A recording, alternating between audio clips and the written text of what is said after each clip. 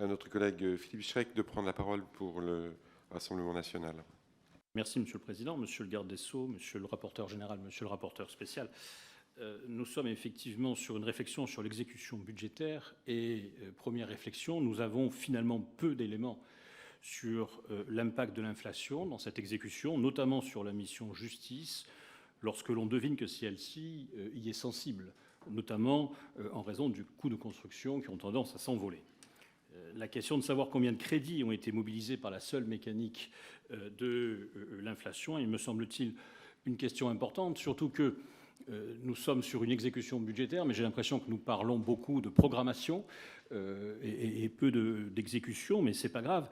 Dans le cadre de la programmation, effectivement, la mécanique de l'inflation, je le dis, sera une question à se poser, tant il est vrai que l'on peut craindre que cette inflation engloutit par elle-même les augmentations des budgets projetés. Et il faudra bien aussi nous dire si ces projections sont en euros courants ou en euros constants.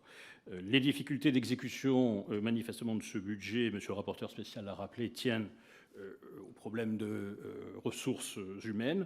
Le schéma d'emploi des magistrats a été, vous l'avez dit, monsieur le rapporteur spécial, sous-exécuté, ce qui est un mauvais signe pour atteindre l'objectif de 1500 magistrats supplémentaires d'ici 2027, 1500 greffiers supplémentaires dans le même calendrier. Et j'entends bien que l'on veut aussi s'auto-satisfaire de ce que l'on n'a pas encore fait, c'est-à-dire embaucher 10 000 personnes d'ici 2027.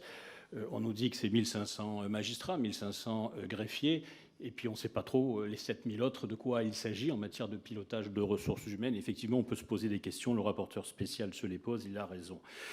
Nous aurons l'occasion, je pense, dans la discussion, dans quelques minutes, de parler effectivement du pilotage immobilier, des difficultés propres à l'immobilier, notamment en matière de prison. Il me semble effectivement que, encore une fois, le plan va être difficile à atteindre. Enfin, dernière problématique, celui quand même des partenariats public-privé qui, en cette matière comme dans d'autres, consacrent l'adage selon lequel c'est toujours perdant pour le public et toujours gagnant pour le privé. Je note que nous avons eu 254 millions d'autorisations et 280 millions de crédits de paiement. C'est quand même une tendance qui peut neutraliser les budgets d'investissement pour les années à venir. Merci, mon cher collègue.